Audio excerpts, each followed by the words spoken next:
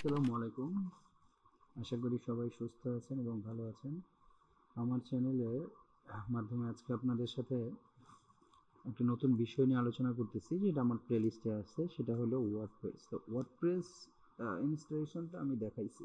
আচ্ছা, ওয়ার্ডপ্রেসের আগে HTML মানে কিভাবে ওয়েব ডিজাইনটা করবেন এই সম্পর্কে যদি একটা আইডিয়া আপনাদের থাকতো, তাহলে আরও জিনিসটা আপনারা আরও ভালো বুঝতে পারতেন।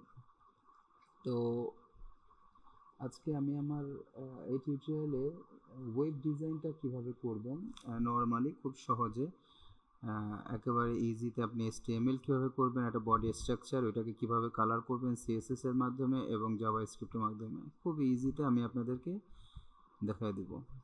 আপনারা খুব ইজিতে এই জিনিসগুলি বুঝতে পারবেন, যাতে করে ওয়ার্ডপ্রেসে যখন আপনারা প্র্যাকটিস করবেন আপনাদের সব কিছু বুঝতে খুব ইজি হয়।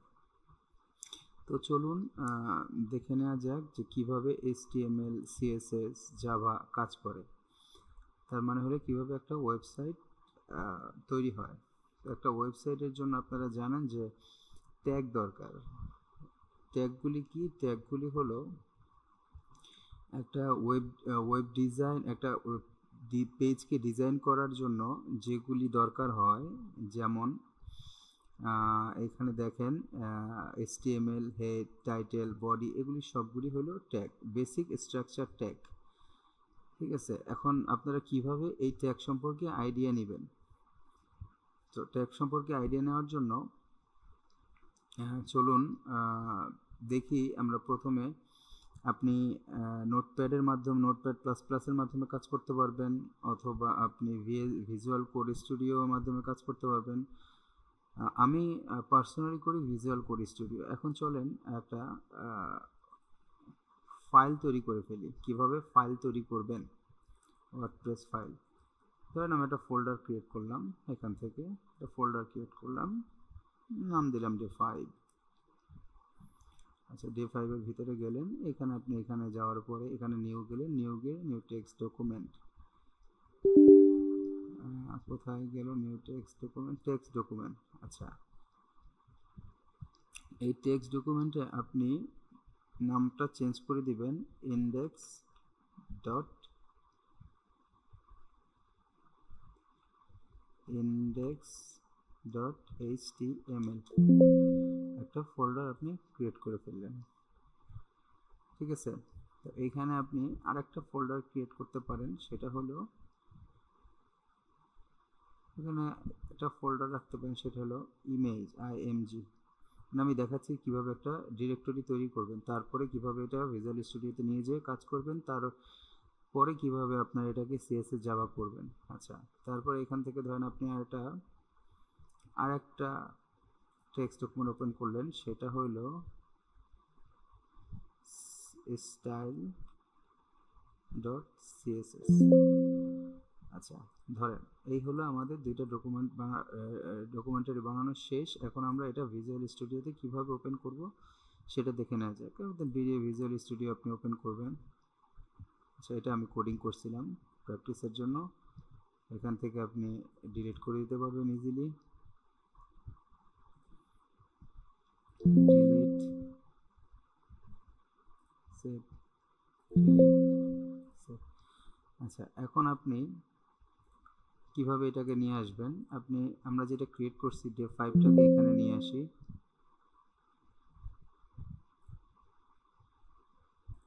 এখান থেকে ডে5টাকে নিয়ে আসি, অ্যাড ফোল্ডার করে দেই।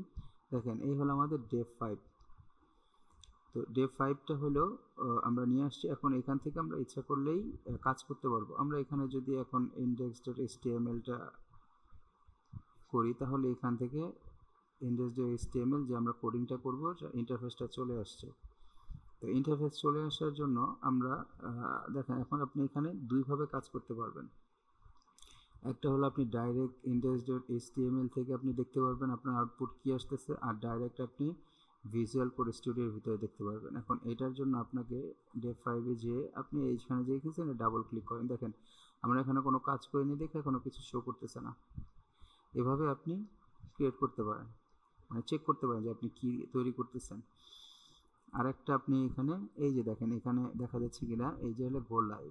ভিজুয়াল স্টুডিওতে যে গো লাইভে যদি আপনি ক্লিক করেন, ও আপনাকে সরাসরি এখানে বলতেছে কোনটা ডে 5, গো লাইভ। দেখেন আমরা এখনো কিছু নাই দেখে দেখাইতেছে না। এইটা হলো আমি এখানে দুইটা জিনিস, একটা হলো আমি ডাবল ক্লিকের মাধ্যমে index.html ঢুকতেছি যেটা ম্যানুয়ালি, আরেকটা হলো ভিজুয়াল কোড স্টুডিওর ভিতরে আমি দেখতে পাচ্ছি। এই দুইটার ভিতরে পার্থক্যটা হলো আমরা যখন ভিজুয়াল কোড স্টুডিও কিংবা নোটপ্যাড প্লাস প্লাস এগুলি ইউজ করব, তখন আমরা যখন ইনস্ট্যান্ট কোনো কোড লিখব, কোড লেখার পর এটা যখন সেভ করব তখন এখানে ইনস্ট্যান্ট চলে আসবে। ঠিক আছে, এখন চলেন দেখি যে কোডটা কিভাবে লেখে। ধরেন এখানে আপনি HTML শুরু করলেন, HTML শেষ করবেন। এটা অবশ্যই HTML শুরু আর শেষ করার জন্য আপনাকে অবশ্যই ব্যাকস্ল্যাশ দিয়ে শেষ করতে হবে। এটা হলো আপনার একটা HTML। এখানে একটা ধরেন আপনি এখানে এটা দিয়ে চিন্তা করেন এখানে কি থাকে, Ctrl+S দিলাম। এখানে আমি বুঝাই দিই আপনাদেরকে। এখানে ধরেন এটা পুরোটা একটা পেজ, এই পুরো পেজের এই অংশটা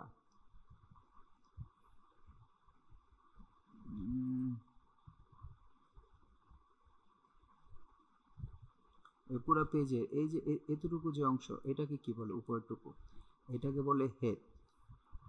হ্যাঁ, আর এই যে পুরো জিনিসটা এটা হলো বডি। তো আমরা কাজ করব এই বডিতে। হেডে যখন কাজ করব, হেডটা জাস্ট আমাদেরকে ডিরেক্টরিটা শো করবে যে মানে কোথায় সেভ করা হয়েছে, আর আমরা পুরো কাজ করব বডিতে। আচ্ছা, তাহলে চলেন এখন একটু দেখি এইখান থেকে কি থাকতে পারে HTML এর ভিতরে। HTML এর ভিতরে হেড ট্যাগ থাকতে পারে, HEAD হেড।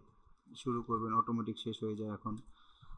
তারপর আপনার কি থাকতে পারে, বডি, BODY বডি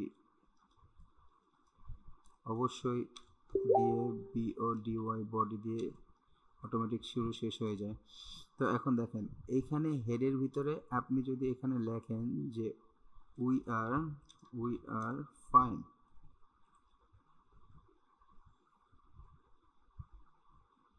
আচ্ছা এখন যখন আপনি চেক করতে যাবেন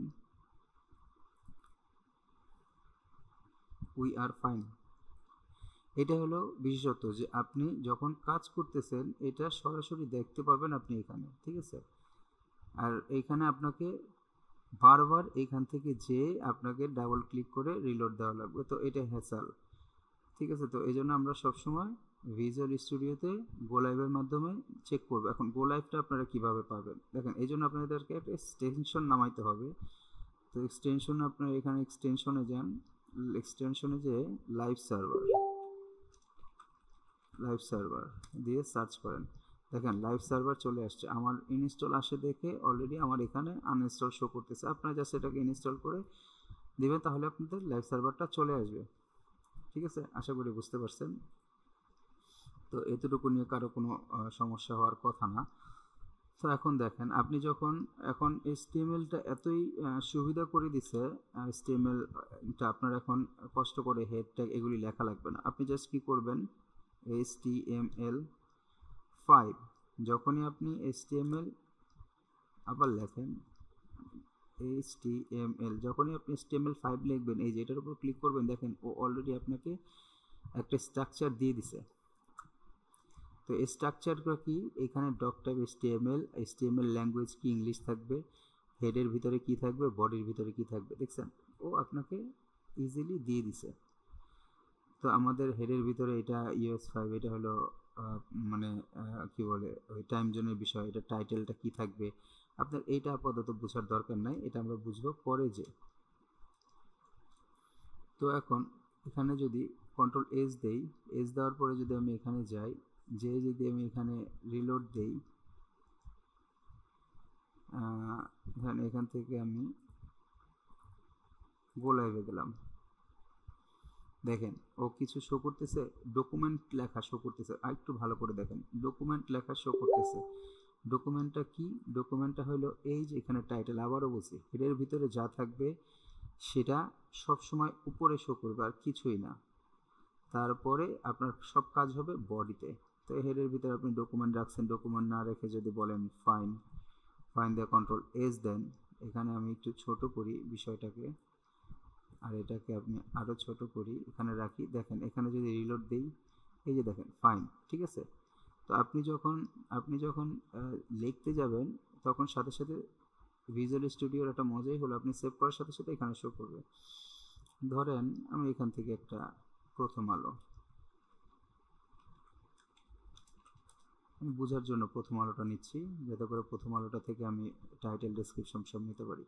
দেখেন এখানে কি বলছে, গাজীপুরে বাড়িতে হামলা, ধরেন এতটুকু আমরা নিলাম, এখানে এতটুকু আমরা কপি করলাম।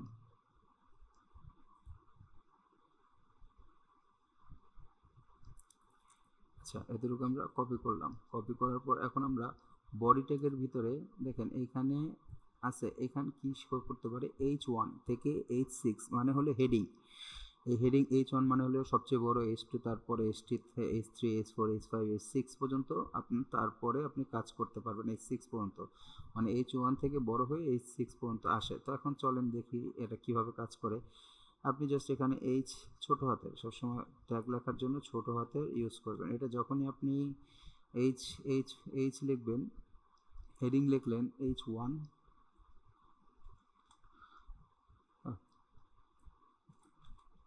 H1 শুরু করলেন শেষ করলেন, ঠিক আছে। তো আপনি হেডিংয়ের ভিতরে ওই যে কথাগুলো লিখে নিয়ে আসলাম, এটা কন্ট্রোলে দিলাম।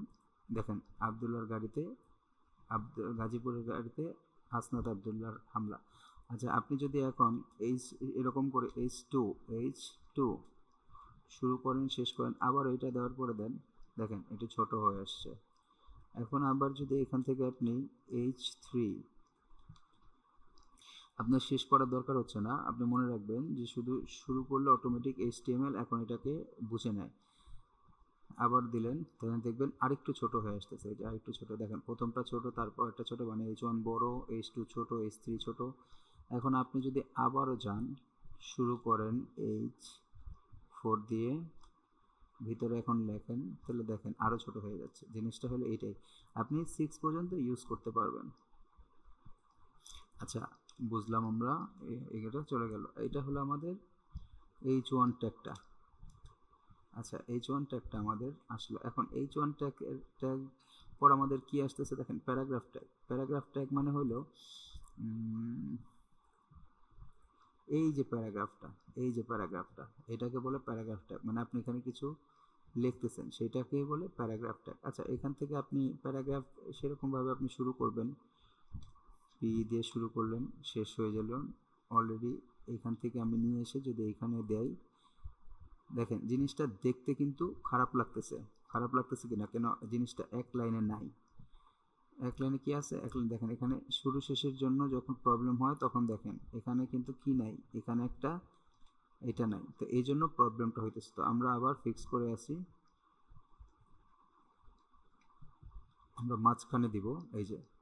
তো দেখেন তারপরও একটা জিনিস আগে দেখায় আসি, দেখেন এইখানে সুন্দর করে লেখাটা আসছে, এটা হলো প্যারাগ্রাফ। আপনি এখান থেকে 1000টা প্যারাগ্রাফ দিতে পারেন, কোনো সমস্যা নাই। কিন্তু দেখেন লেখাটা কি নিচে একটার পর একটা আসতেছে, নিচে কিন্তু একটার পর আসতে চলে যাচ্ছে। এখানে আমরা যদি এখন পরিবর্তন করতে চাই, ধরেন এই লাইনের এইখানে পরিবর্তন করতে চাই, আঘাতপ্রাপ্ততা পরিবর্তন করতে চাইলে আমাদের এটা টান দিয়ে নিয়ে আমাদের দেখা লাগতেছে, কিন্তু আমরা এটা করব না। আমরা নিজ নিজ সুন্দরভাবে সাজানোর জন্য আমরা কি করতে পারি, অল্টার জেড, দেখেন অল্টার জেড দিয়ে আমরা প্রবিন্যাস আকারে সাজায় ফেললাম। জিনিসটা ইজি না, এখানে সাজিয়ে আমি সেভ করে দিলাম। এটা হলো আপনার হেডিং ট্যাগ, এটা হলো আপনার প্যারাগ্রাফ ট্যাগ। এখন চলে যাই আমরা বোল্ড ট্যাগে। এখন বোল্ড ট্যাগটা কি, ধরেন আমরা তো জানি যে বোল্ড মানে বড়। ধরেন আপনার এখানে কোনো একটা লেখার ভিতরে, যেমন আপনি এনসিপিটাকে আপনি বোল্ড করতে, নাগরিক পার্টিটাকে আপনি বোল্ড করতে যাচ্ছেন, হ্যাঁ, তাহলে আপনি নাগরিক পার্টিটার এখানে কন্ট্রোল বি শুরু করলেন, নাগরিক পার্টিটাকে আপনি কেটে আপনি বোল্ড ট্যাগের ভিতরে বসায় দেন, সেভ করেন, দেখেন ও নিজে নিজে একটু বোল্ড হয়ে গেছে। জিনিসটা খুব ইন্টারেস্টিং না, ইন্টারেস্টিং। তো এইটা হলো বোল্ড ট্যাগের কাজ। বোল্ড ট্যাগের কাজ হলো আপনার এই যে গুলির ভিতরে যে কোনো একটাকে বোল্ড করাটা হলো বোল্ড ট্যাগের কাজ। আচ্ছা এখন আপনার ইতালিক ট্যাগটা হলো কি, ধরেন আপনি এখানে আপনাদের যদি দরকার হয় এটা বলবেন, আমি অবশ্যই দিয়ে দিব। ইতালিক ট্যাগটা হলো ধরেন আপনি এইখানে গাজীপুর নগরের আবাসন গাজীপুর নগরের থানায় ভারপ্রাপ্ত কর্মকর্তা, এতটুকু আপনি ইতালিক করবেন, মানে একটু টাইট হয়ে যাবে, মানে একটু বাঁকা হয়ে যাবে, ঠিক আছে না? ধরেন শামীম খান, মোহাম্মদ শামীম খান, এটা একটু বাঁকা হয়ে যাবে। তো এখানে আপনি শুরু করেন, তখন এই যে শামীম খানটাকে ভিতরে রেখে দেন।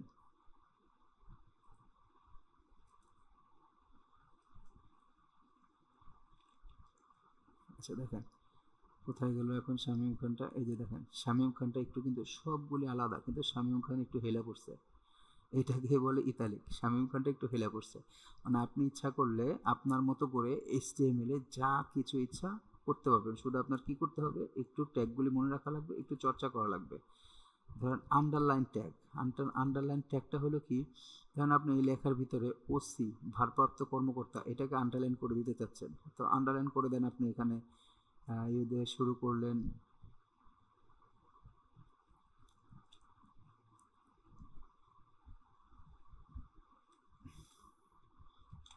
শেষ করার জন্য অবশ্যই স্ল্যাশ ইউজ করবেন, এটা আপনাদেরকে বলছি আমি প্রথমেই। ধরেন আপনি এখানে ভারপ্রাপ্ত কর্মকর্তা, এটাকে আপনি এটার ভিতরে নিয়ে যান, দেখেন এই যে আন্ডারলাইন চলে আসছে, তার মানে হলো আপনি যে কোনো কিছুকে আপনি যে কোনো কিছুতেই পরিণত অথবা রূপান্তর করতে পারবেন। জিনিসটা কি ক্লিয়ার হলো? যে প্রথমটা হলো আপনার হেডিং, আর এটা হলো বডি, আর বডির ভিতরে এটা হলো এইচ ট্যাগ, তারপরে এটা হলো আপনার পি ট্যাগ, পি ট্যাগের ভিতরে আপনি বোল্ড ট্যাগ ইউজ করছেন, তারপরে ইউ ট্যাগ ইউজ করছেন আন্ডারলাইন ট্যাগ, তারপরে আপনি ইউজ করছেন হলো এটা কই গেল জানি, ওই ইতালিক ট্যাব, মানে একটু হেলা পড়ছে, জাস্ট এটাই। এখন দেখেন এর ভিতরে আপনি এখানে কি আছে, একটা ছবি আছে, কোথায় গেল ছবি, আব্দুল হাসনাতের ছবি। এখন ধরেন আপনি ছবিটা কিভাবে রাখবেন, ধরেন আপনি আপনার ছবিটা আমরা যে ফোল্ডারটা ক্রিয়েট করছি ওয়ার্ডপ্রেস প্র্যাকটিসে ডে 5-এর ইমেজের ভিতরে রাখলাম, ছবিটা রাখলাম। এখন দেখেন ডে 5-এর ভিতরে ইমেজের ভিতরে ছবিটা কিন্তু চলে আসছে, এজন্যই রুটটাকে ফোল্ডারটাকে আপনারা সবসময় চেষ্টা করবেন ভিজুয়াল স্টুডিওতে নিয়ে এসে কাজ করার। আপনি ওইখানে যা সেভ করবেন এখানে চলে আসবে। এখন আপনি ছবির জন্য আপনার কি করবেন, মানে ছবিটা কিভাবে এখানে শো করবেন, দেখেন ছবির জন্য আপনার ইমেজ, ছবির জন্য আপনার ট্যাগটা হলো ইমেজ, IMG,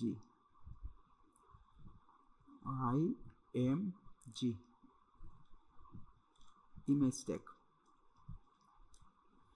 আচ্ছা দেখেন এখানে একটা কি দেখা যাচ্ছে, ছোট একটা দেখা যাচ্ছে, তার মানে আমাদের এখানে কোনো একটা কোডিংয়ে কোথাও একটা ভুল হয়েছে।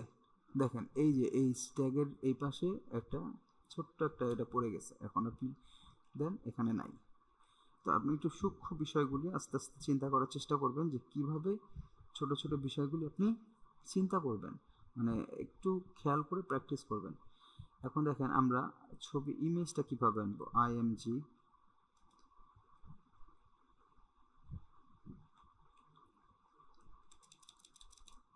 আচ্ছা ইমেজ ট্যাগটা কিভাবে আপনি কাজ করবেন, ঠিক আছে?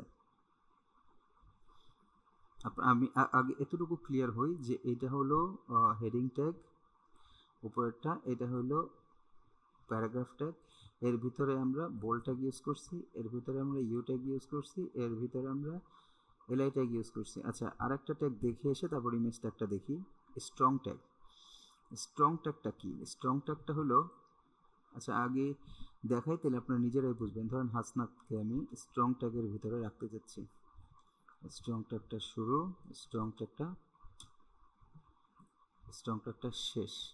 এখন হাসনাতকে আমি স্ট্রং ট্যাগের ভিতরে রাখতে যাচ্ছি। শুরু করার জন্য এটা শুরু করে অবশ্যই ব্যাকস্ল্যাশটা দিয়ে শেষ করবেন, না হলে কাজ করবে না। দেখেন হাসনাতও বোল্ড হয়ে গেছে, এটা কিন্তু বোল্ড ট্যাগের মতো, কিন্তু বোল্ড ট্যাগ আর স্ট্রং ট্যাগের পার্থক্য হলো বোল্ড ট্যাগটা দিয়ে নর্মালি বোল্ড করে, স্ট্রং ট্যাগটা হলো যখন আপনি এটা লাইভ সার্ভারে পাঠাবেন তখন গুগল কি করবে, এখানে চলে আসবে স্ট্রং ট্যাগের, এখানে চলে এসে এই ডাটাগুলি নিয়ে চলে যাবে, ওর কাছে সংরক্ষণ করবে। যখনই আপনি হাসনাত দিয়ে গুগলে সার্চ করবেন, ধরেন হাসনাত দিয়ে গুগলে সার্চ করবেন, তখন যেখানে যেখানে বোল্ড করা আছে সেইগুলি, এই যে খবরগুলি আপনার কাছে চলে আসবে। তার মানে হলো স্ট্রং ট্যাগটা ইউজ করার কারণ হলো যে আপনি আপনার তথ্যগুলিকে গুগলের কাছে সংরক্ষণ করতে চাইতেছেন ট্যাগ, বিশেষ ট্যাগ অথবা কিওয়ার্ড আকারে। যখনই আপনি সার্চ দিবেন তখন সেটা এখানে গুগলের সার্চ ইঞ্জিনে চলে আসবে। ঠিক আছে, তো এইটা হলো স্ট্রং ট্যাগ আর এটা হলো বোল্ড ট্যাগের পার্থক্য। এখন চলুন দেখে নেওয়া যাক কীভাবে ইমেজ ট্যাগ কাজ করে। এখন চলেন দেখি যে ইমেজ সোর্সটা, ইমেজ ট্যাগটা কীভাবে কাজ করে। আচ্ছা, ইমেজ, কিছু কিছু ট্যাগ আছে যেগুলিকে কখনো ক্লোজিং ট্যাগ হয় না, তার ভিতরে ইমেজ ট্যাগ একটা। এটা আপনি মুখস্থ রাখতে পারেন, এটা বোঝার কোনো কিছু নাই। ঠিক আছে, তো ইমেজ ট্যাগটা আপনি শুরু করবেন, শুরু করার পরে এখানে ক্লোজিং ট্যাগ দিতে হয় না, ব্যাকস্ল্যাশ দিয়ে এখানে শুরু করার পরে আপনি ইমেজ ট্যাগের ভিতরেই লিখবেন SRC। SRC মানে কি? SRC মানে হলো সোর্স, মানে আপনার ছবিটা কোথায় আছে, কিভাবে আছে, এটা সোর্স। হ্যাঁ, তো এই সোর্সটার জন্য নর্মাল একটা সহজ উপায় দেখায় দিই। অনেক সময় আমরা এখান থেকে লিঙ্কটা কপি করে নিয়ে আসি, ধরেন এখানে যাই, যাওয়ার পরে ছবিটা নিলাম, ছবিটা নিয়ে আমি সেভ করলাম, সেভ করে দিতে পারি, অথবা এখান থেকে আমি প্রথম আলোর লিঙ্কটা কপি করে নিয়েও দিতে পারি। এখন আমার ছবিটা যেখানে আছে, এই যে দেখেন সোর্সের পরে ইকুয়াল দেওয়ার পরে অলরেডি ওরা দুইটা দিয়ে দিবে, যেটার ভিতরে আপনার এখানে ইমেজ কোথায় আছে সেটা আপনাকে দিয়ে দিতে হবে। তো এখানের জন্য ডট ব্যাকস্ল্যাশ দিলেই আপনার এখানে ডাইরেক্টরিতে যদি কোনো ছবি থাকে সেই ছবিগুলি ও আপনাকে শো করবে। দেখেন ইমেজে চলে যেয়ে গেলাম, ডট ব্যাকস্ল্যাশ দেওয়ার কারণে ও নিজে নিজেই আমার দেখালো যে ছবিটা ইমেজেসে আছে। আর এখন দেখেন ইমেজেসের ভিতরে কি আছে সেটাও নিজেই দিয়ে দিল। আপনি এখানে যাতে মানে খোঁজার কষ্ট যাতে না হয়, তখন আপনি এখানে ওকে দেন, মানে সেভ করেন। দেখেন ছবিটা চলে আসছে, কাজ করছে। এখন এই ছবিটার ধরেন আপনি কি করতে পারেন, হাইট কমাইতে পারেন, উইথ কমাইতে পারেন। তো হাইট উইথ কমানোর জন্য এখানে ইমেজের পাশে যে আপনি লিখতে পারেন WI, এই যে দেখেন চলে আসছে। HTML এখন এতটাই মানে পাওয়ারফুল করছে যে আপনি শুধু অ্যাট্রিবিউট অথবা শুধু আপনি লিখতে পারলে হয়েছে ট্যাগ। এখানে দেখেন অলরেডিও দিয়ে দিছে, আপনি হাইট দেন 500 পিক্সেল, দেখেন বড় হয়ে গেছে। এখন হাইডের পর আমরা কি দিতে পারি, একটা উইথের পর একটা হাইট দিতে পারি। এই দেখেন হাইট লেখার সাথে সাথে চলে আসছে, তো অলরেডি হাইটে নিয়ে গেছে। মনে রাখবেন যে কোনোটার ভিতরে যাতে না যায়। এখানে আমি একটু দূরে, তো এই জন্য আমার দেখতে অসুবিধা হচ্ছে। হাইট লিখলাম, কারণ হাইট লেখার সাথে সাথে আমাকে হাইটটা দিয়ে দিচ্ছে, হাইট 300 পিক্সেল দিয়ে দিলাম, সেভ করলাম। দেখেন হাইটটা, ছবিটা ছোট হয়ে গেছে। ধরেন এখানে আমি এটাকে 400 পিক্সেল দিই, ধরেন 500 পিক্সেল দিই, 500। ঠিক আছে, আপনি এইভাবে হাইট উইথ কমাইতে পারবেন, সেটা আপনার আপনার আপনার বিষয়।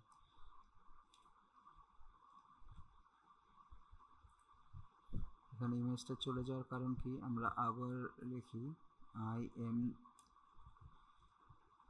IMG, শুরু করলাম, এর ভিতরে SRC ট্যাগটা নিলাম, ট্যাগটা নেওয়ার পরে এখান থেকে ডট স্ল্যাশ দিয়ে ইমেজে গেলাম, যাওয়ার পরে এখানে দিয়ে সেভ দিলাম, চলে আসছে। আচ্ছা, এখান থেকে আমি উইথ দিব, হাইট দিব, হাইট দিলাম 200 পিক্সেল,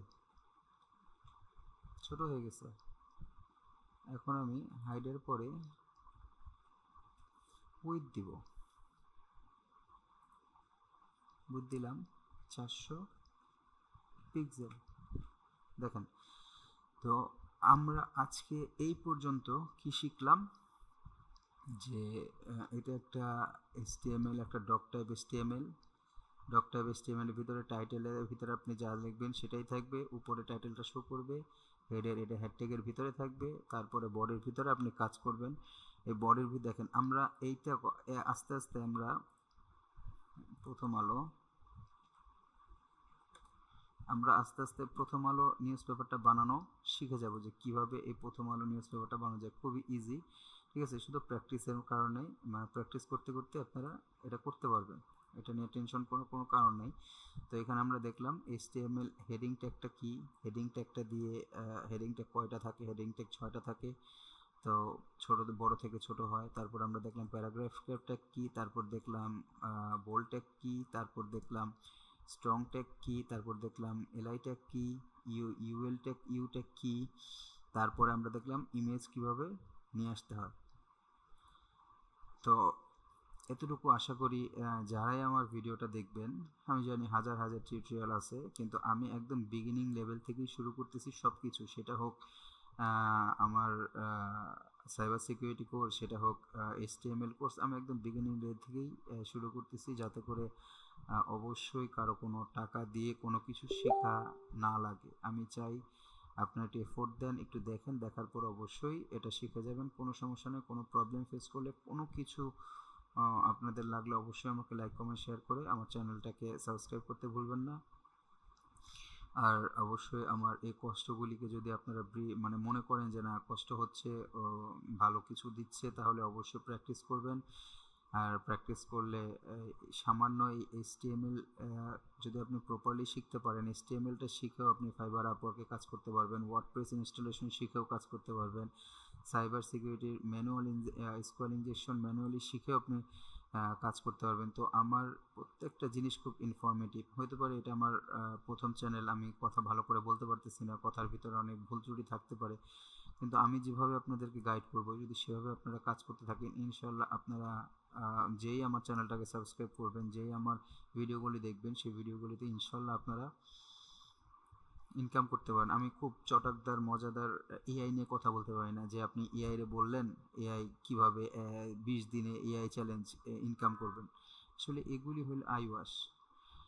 আমি এটা বলতে পারি না যে একটা ক্লিকের মাধ্যমেই আমি হ্যাক করে কোটি কোটি টাকা ব্যাংক থেকে নিয়ে নিলাম, বলতে পারি না, কেন এগুলি হলো আইওয়াশ। ইউটিউবে কেউ কখনো ইনফরমেটিভ জিনিসগুলি খুব কম ছাড়ে, কেননা যদি ছাড়ে তাহলে কী হবে, তার বিজনেস নষ্ট হয়ে যাবে। এখন সবাই এআই নিয়ে কথা বলতেছে যে এআই 20 দিনের চ্যালেঞ্জ, এআই 30 দিনের চ্যালেঞ্জ। আরে ভাই, 30 দিন 20 দিনের চ্যালেঞ্জ নিয়ে আপনি কি করবেন? আপনি কি সেখান থেকে ইনকাম করতে পারবেন? আপনি কি করতেছেন? ওদের শুধু ভিউ, ওয়াচ টাইম দিতেছেন, সাবস্ক্রাইব দিতেছেন, আর কিছুই না। আপনি কিছুই শিখতেছেন না, কেননা আপনি যদি বেসিক আপনার ভিতরে নলেজ না থাকে, আপনি এআই ওইটা গল্পর মতো মনে হলে তখন আপনার গল্পের মতো জিনিসটা শিখবেন, আর কিছুই না। তো আমি আপনাদেরকে একদম বেসিক থেকে শুরু করতেছি। যেমন দেখেন, নর্মালি আজকে আমি আপনাদেরকে একটু ধারণা দিলাম, আমার পরবর্তীতে আপনাদেরকে আরও এখানে দেখেন কত ট্যাগ আছে, সবগুলি নিয়ে আলোচনা করবো। এটা যদি দরকার হয় অবশ্যই আমাকে বলবেন, আমি আপনাদের দিয়ে দিব। তো এইগুলি আস্তে আস্তে ছোট ছোট করে আমি ভিডিও আপনাদের দেবো, যাতে করে আপনারা শিখতে পারেন। আমার মেইন উদ্দেশ্যই হলো টাকা ছাড়া শেখা। কেন আমি আমার লাইফে যতটুকু কষ্ট করছি, ধরেন আমাকে কেউ কখনো হেল্প করে নাই। আমার লাইফে আমি যতটুকু কষ্ট করছি সেটা আল্লাহ এবং নিজের যোগ্যতায়, ঠিক আছে। আর অবশ্যই নিজের ক্ষুধা থাকতে হবে যে আপনি ইনকাম করবেন, ঠিক আছে। এই ক্ষুধা থেকে আপনি একদিন সফল হবেন, ঠিক আছে। আজকে যতটুকু আপনাদেরকে দেখাইলাম আমার এই ভিডিওতে, ততটুকু যদি প্র্যাকটিস করলে দেখবেন এটা আপনার মুখস্থ হয়ে যাবে। তারপরে ট্যাগগুলি যখন আমরা আরও আস্তে আস্তে ট্যাগ নিয়ে আগাবো, কীভাবে এভাবে বক্স করবেন, কীভাবে এরকম লিখবেন, সব কিছু দেখাবো, ঠিক আছে। এটা নিয়ে কোনো টেনশন অথবা ওয়ারি হওয়ার কিছু নাই। আজকে এই পর্যন্তই, ভালো থাকবেন, টাটা, বাই বাই।